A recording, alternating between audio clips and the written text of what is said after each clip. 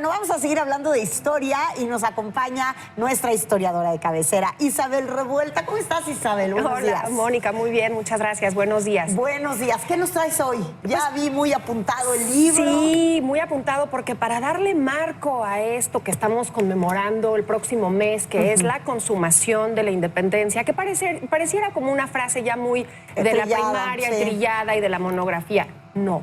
Es un proceso bien interesante, muy arraigado, incluso desde antes de principios del siglo XIX, porque los criollos, ya esos españoles que habían nacido en México, muchas generaciones, 300 años ya tenían ese arraigo por México y querían algo que hay que hablar hoy, que es de lo que vengo a hablar, la autonomía.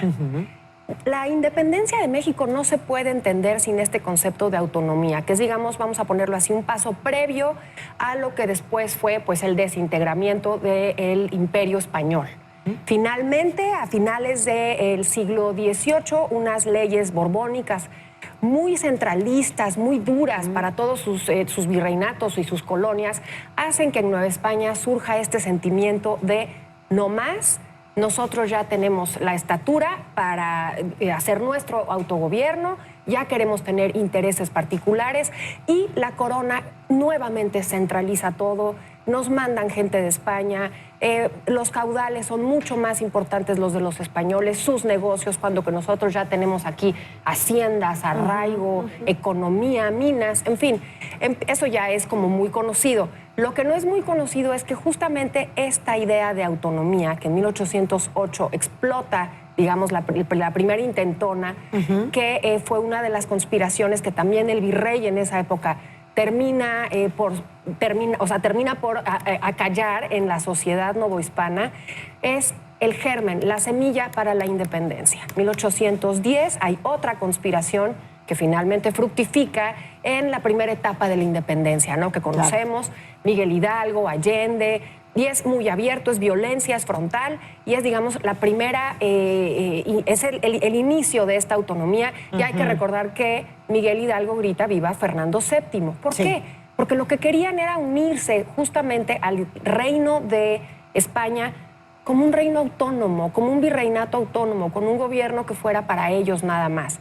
Claro. Pero no romper ese vínculo de los reinos, no pertenecer a España.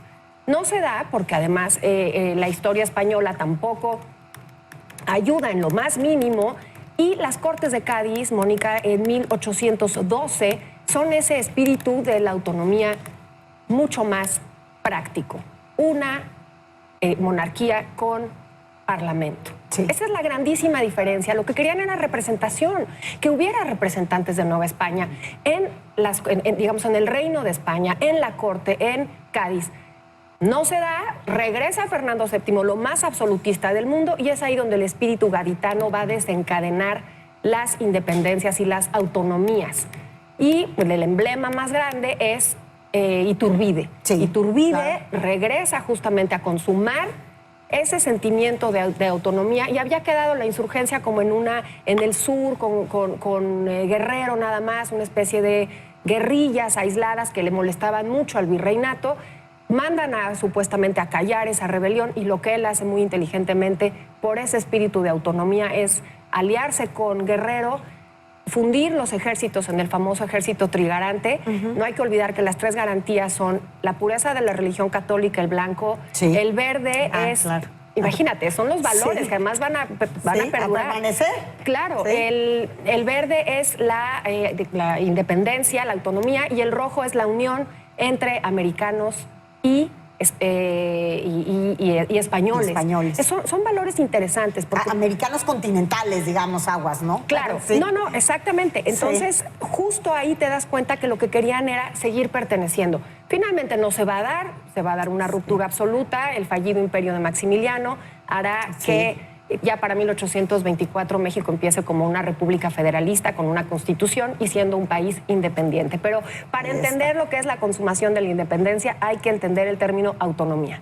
Por supuesto, autonomía. Imagínate, con lo manoseada que está el término ahorita, justamente en la actualidad. Gracias, Isabel Revuelta, como siempre. Al contrario, muchas gracias, Mónica. Muy buenos días.